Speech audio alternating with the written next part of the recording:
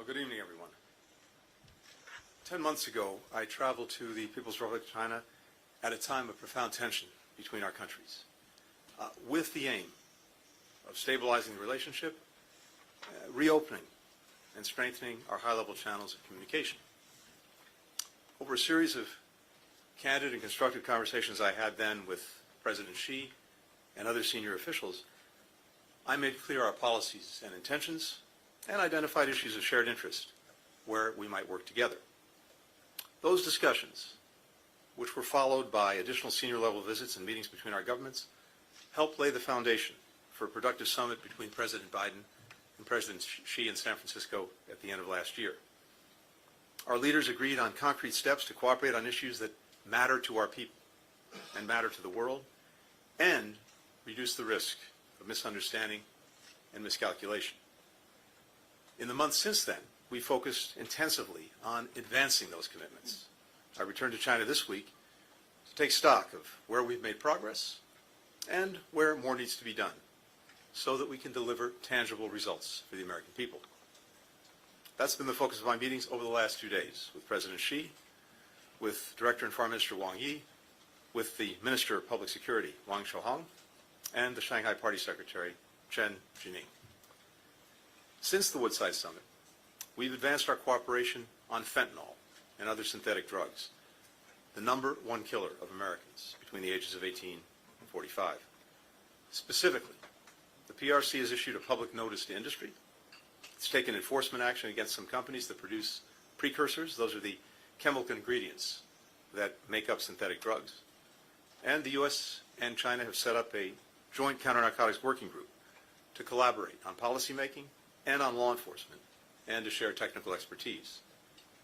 Thanks in large part to the working group's efforts, China is providing information to international law enforcement that can be used to track and intercept illicit drugs and their precursors.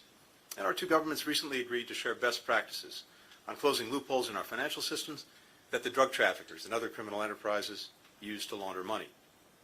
So this is important progress, but more needs to be done.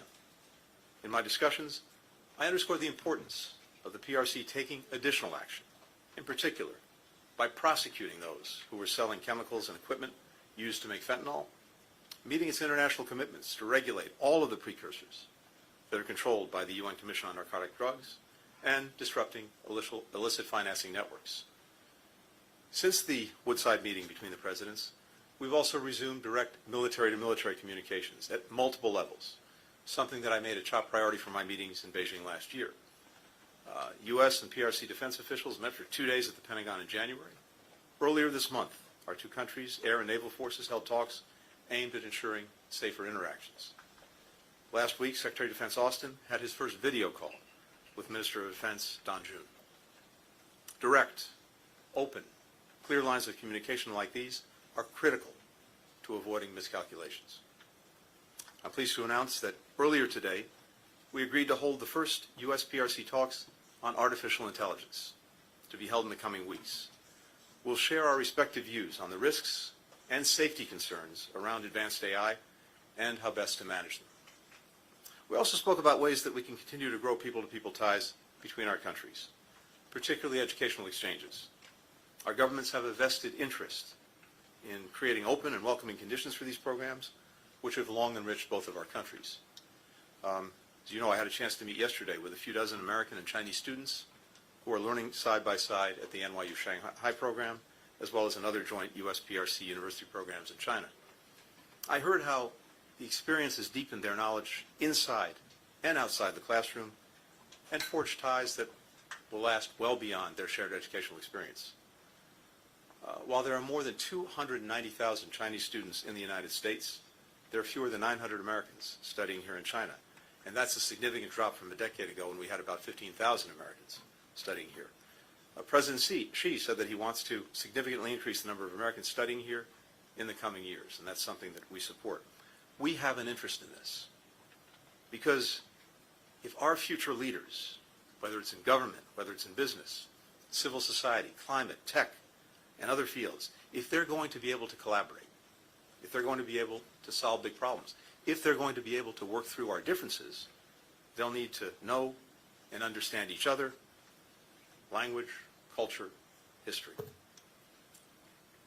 What I told my PRC counterparts on this visit is if they want to attract more Americans here to China, particularly students, the best way to do that is to create the conditions that allow learning to flourish anywhere. A free and open discussion of ideas, access to a wide range of information, ease of travel, confidence in the safety, security, and privacy of the participants. Now, even as we seek to deepen cooperation where our interests align, the United States is very clear-eyed about the challenges posed by the PRC and about our competing visions for the future. America will always defend our core interests and values. In my discussions today, I reiterated our serious concern about the PRC providing components that are powering Russia's brutal war of aggression against Ukraine. China is the top supplier of machine tools, microelectronics, nitrocellulose, which is critical to making munitions and rocket propellants, and other dual-use items that Moscow is using to ramp up its defense industrial base. A defense industrial base that is churning out rockets, drones, tanks, and other weapons that President Putin is using to invade a sovereign country, to demolish its power grid and other civilian infrastructure, to kill innocent children, women, and men. Russia would struggle to sustain its assault on Ukraine without China's support. In my meetings with NATO allies earlier this month, and with our G7 partners just last week, I heard that same message. Fueling Russia's defense industrial base not only threatens Ukrainian security, it threatens European security. Beijing cannot achieve better relations with Europe while supporting the greatest threat to European security since the end of the Cold War. As we told China for some time, ensuring transatlantic security is a core U.S. interest. In our discussions today, I made clear that if China does not address this problem, we will. I also expressed our concern about the PRC's unfair trade practices and the potential consequences of industrial overcapacity for global and U.S. markets, especially in a number of key industries that will drive the 21st century economy, like solar panels, electric vehicles, and the batteries that power them. China alone is producing more than 100% of global demand for these products, flooding markets, undermining competition, putting at risk livelihoods and businesses around the world. Now, this is a movie that we've seen before, and we know how it ends, with American businesses shuttered and American jobs lost. President Biden will not let this happen on his watch. We'll do what's necessary to ensure that American workers can compete on a level playing field. America's actions are not aimed at holding back China's development, nor are we decoupling our economies. As Secretary Yellen said during her recent visit, that would be disastrous for the global economy, including for the United States. We want China's economy to grow. So do the American businesses and investors here, several of whom I had an opportunity to speak to in Shanghai. But the way China grows matters. As I told my counterparts, that means fostering a healthy economic relationship where American workers and firms are treated equally and fairly. In today's meetings, I discussed the PRC's dangerous actions in the South China Sea, including against routine Philippine maintenance operations and maritime operations near the second Thomas Shoal. Freedom of navigation and commerce in these waterways is not only critical to the Philippines, but to the U.S. and to every other nation in the Indo-Pacific, and indeed around the world. That's why so many nations have expressed concern about the PRC's maritime maneuvers. I made clear that while the U.S. will continue to work to de-escalate tensions, our defense commitments to the Philippines remain ironclad. I reaffirmed the U.S.'s One China policy and stressed the critical importance of maintaining peace and stability across the Taiwan Strait. I raised the cases of American citizens who are wrongfully detained and those who are subject to exit bans. President Biden and I will not rest until they're back with their families where they belong. I also raised concerns about the erosion of Hong Kong's autonomy and democratic institutions, as well as transnational repression, ongoing human rights abuses in Xinjiang and Tibet, and a number of individual human rights cases. We spoke about press freedom and access. I appreciate that the PRC granted short-term visas to a number of the foreign journalists who are here so that they could cover this visit. In my meetings, I encouraged my PRC counterparts to fulfill the commitment that they made in 2021 to provide equal access to our two countries' media organizations. The United States will continue to insist on reciprocity on this issue, just as we do for our businesses, cross-cultural exchanges, and many other areas. We also discussed a range of regional and global crises where China can play a constructive role. I encourage China to use its influence to discourage Iran and its proxies from expanding the conflict in the Middle East, and to press Pyongyang to end its dangerous behavior and engage in dialogue. Going forward, we'll continue our high-level discussions on these and other issues. All of the policies that the United States has pursued over the past 3 years, at home and around the world, are driven by a singular objective: delivering for the American people, meeting the challenges that they face, creating the opportunities that they seek, building a future where they and their children and their children's children are secure, free, prosperous, and healthy. That's what has motivated the historic investments that we've made in our competitiveness back home and in reinvigorating our alliances and our partnerships around the world. And that same core objective animated by meetings in China over the past few days and will continue to guide us as we manage a relationship that is so consequential for our two nations and for the entire world. With that, happy to take some questions. The first question goes to Ian Marlowe with Bloomberg. Thank you, Secretary. Good evening. One, you said that the U.S. was taking endless measures to suppress China's economy and warned that growing negative factors could derail the effort by Presidents Biden and Xi to stabilize U.S.-China ties. Do you think the Biden administration's pledge to increase tariff, the threat of new sanctions, and actions like the probe into Chinese shipbuilding could push the U.S. and China back into a period of dangerous volatility? Separately, did you make any headway in terms of actually getting China to agree to reduce economic support for Russia's defense industry? And if not, is the U.S. ready to move forward with sanctions?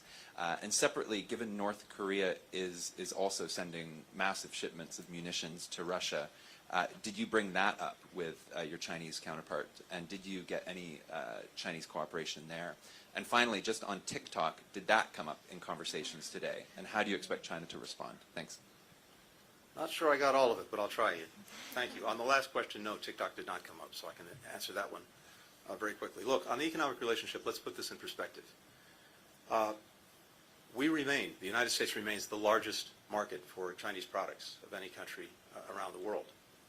And our own trade relationship remains very significant. In fact, China is our third largest trading partner after our near neighbors, Canada and Mexico. And as I heard from American businesses, American investors in Shanghai, there remains a very strong interest in working in this market, provided that we have a level playing field and a fair shot. When we do very well. But when we're looking at the question of tariffs, 301 measures, etc., what we're focused on is practices engaged in by China that are unfair and undermine our businesses and our workers. And this question of overcapacity is the one that is front and center. China is responsible for 1/3 of global production, but 1/10 of global demand. So there's a clear mismatch. And when you have products that are produced here and produced in a way that's heavily subsidized, heavily supported in other ways, and that allows those products then to be sold at low prices and sometimes below market prices in other countries, pushing businesses from those countries out of business and having potentially devastating effects on communities, on workers, on businesses, that's something that we have to, will, and are standing against. But the other important thing is it's not just us. This is a concern that I've heard around the world, and notably from European partners, and this came up in conversations just a week ago when we had a meeting of the G7. So this is not about containing China. It's not about cutting off trade or investment. Again, as you heard Secretary Yellen say, this is important to us and to many other countries around the world. But we want to ensure that it proceeds fairly and in a way that doesn't have these unfair effects on our industries, on our workers, and on our companies. And again, that's something that's shared across the world. When it comes to China's support for Russia's defense industrial base. All I can tell you is I was extremely clear about our concerns in some detail, but we'll have to see what actions follow from that. Now, I think China has demonstrated in the past when it comes to Russia and Ukraine that it can take positive action. You'll recall that well over a year ago we had concerns that Russia was considering the possible use of a nuclear weapon. And I believe that China's voice was important in, at least at that time, moving Russia away from that possible course of action. But now it is absolutely critical that the support that it's providing, not in terms of weapons, but components for the defense industrial base, again, things like machine tools, microelectronics, where it is overwhelmingly the #1 supplier to Russia, that's having a material effect in Ukraine and against Ukraine, but it's also having a material effect in creating a growing threat that Russia poses to countries in Europe, and something that has captured their attention in a very intense way. And as I said, TikTok did not come up. Thanks. For the next question, Wong Lu with the paper. Thank you, Secretary. I'm Wang Lu from the paper. We observed intensive interaction between China and the U.S. at various levels since the USA summit last November, as well as intensive interactions with Chinese officials and people during your visit. With the U.S. election agenda gradually dominating American politics, there is the need for various parties to demonstrate their strong stance on China to secure votes, leading to negative sentiments and action regarding China. So in this context, how can we safeguard and effectively implement the achievements made by both sides during this period? Also, minimizing the influence of campaign-style rhetoric and fostering more goodwill to stabilize Sino-U.S. relations. Thank you. Thank you. In my job, I don't do politics. I focus on policies, and that's what I've been doing here. At President Biden's instruction, trying to carry forward the agenda and the agreements that were reached between President Biden and President Xi in California at the end of last year. And that's where my focus is, and that's where it will remain in the months ahead. And as I said a few moments ago, we've seen important progress on that agenda in the time since the meeting between the two presidents, including on counter-narcotics, including on military-to-military ties, communications, including now on the dialogue that we just announced on artificial intelligence, as well as on people-to-people exchanges and connections between our countries. Also, vitally important, coming out of the California meetings, as President Biden made clear, that we continue to communicate clearly about our differences, at the very least to minimize the chance of miscalculation, misunderstandings. And that's also exactly what I did on this visit and will continue to do. And that's simply what's required, which is to continue to advance our interests and our values, which has nothing to do with election cycles and everything to do with what's important to the American people. Simon Lewis with Reuters. Hi, thank you. Mr. Secretary, you mentioned that you think that China can play a more constructive role, in global crises, particularly talking about the Middle East. You had a conversation with Minister Wang Yi earlier this month, around the time of the when Iran-Israel tensions were really ramping up. I wonder if you have an assessment of the role that China has played, and whether it's sufficient in the actions that the Chinese government has taken so far. And there's some reports that the Palestinian groups Fatah and Hamas had a meeting here in Beijing while you were here. I wonder if that's an area where you would welcome some Chinese involvement. And while we're on the Middle East, I think we can't ignore some of the images that have been coming out from back in the US from university campuses. It's quite striking to see, students, some of the violence in these protests, but students all across your country are coming out and expressing their outrage at what's happening in Gaza. Are you taking on board those protests? You know, what do you say to young people, young Americans who, you know, see this as a moment when they need to speak out against their government? So first on the Middle East, I think I've talked to the Foreign Minister, Wang Yi, at least half a dozen times on this since October 7th, including, of course, today, but also in previous meetings we had, phone conversations, etc. And yes, I think this is an area where China can use the relationships it has, the influence it has, to try, for example, to prevent the conflict from escalating, from spreading. And we had a good conversation when tensions were particularly acute, preceding and then immediately following Iran's unprecedented attack on Israel 10 days or so ago. And I think the relationships, again, that China has can be positive in trying to calm tensions, prevent escalation, avoid the spread of the conflict. And we agreed that we'd remain in regular touch on this, and that's certainly my intention. I'm not aware of the meeting you referred to. I think you said between Fatah and Hamas, so nothing to say on that. In terms of the protests back home, look, again, it's not my practice to comment on domestic matters, but look, people have strong, passionate feelings about what's happening in Gaza and in the Middle East that I very much understand. And when we see the horrific human suffering and the death of children, women, and men who are caught in this crossfire of Hamas's making, it's gut-wrenching, as I've said before. And we want to do everything we can to bring it to an end.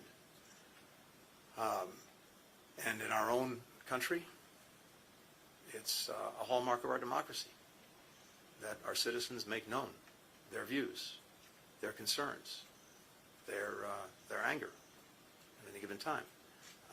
And I think that reflects the strength of the country, the strength of democracy. Now, as I've also said before, this could be over tomorrow. It could have been over yesterday. It could have been over months ago. If Hamas had put down its weapons, stopped hiding behind civilians, released the hostages, and surrendered. But of course, it has chosen not to do that. And it is also notable that there is silence about Hamas. It's as if it wasn't even part of the story. But, as I've also said repeatedly, the way Israel goes about ensuring that October 7th never happens again matters profoundly, and we're working every day to try to minimize the damage that's done to innocent people and to make sure that they have the assistance and support that they need. And for the final question, Johannes Neudecker with DPA.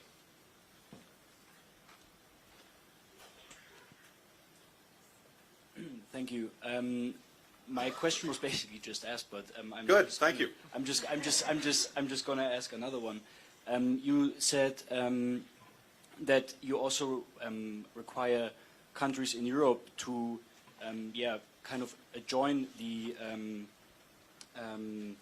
plans to prevent China from supplying military or dual-use goods to Russia. What do you expect from these countries? How should they act now? It's not what we expect of them. It's their profound concerns about the actions that Chinese enterprises are taking to support Russia's defense industrial base, because this goes not only to the immediate threat posed by Russia and its aggression against Ukraine, it goes to a medium and long-term threat that many Europeans feel viscerally that Russia potentially poses to them. And so what I heard in my conversations last week at the G7 meetings, before that at NATO, was a shared concern about this. I had detailed conversations with a number of European leaders about their concerns, including President Macron in France, German counterparts, British, many others, Italian. And I think all of us are looking to China to take steps to curb this action. And we're also, as I said, looking at the actions that we're fully prepared to take if we don't see a change. We have, in case of the United States, we've already imposed sanctions on more than 100 Chinese entities, export controls, etc. And we're fully prepared to act, take additional measures, and I made that very clear in my meetings today. Thank you. Thank you all.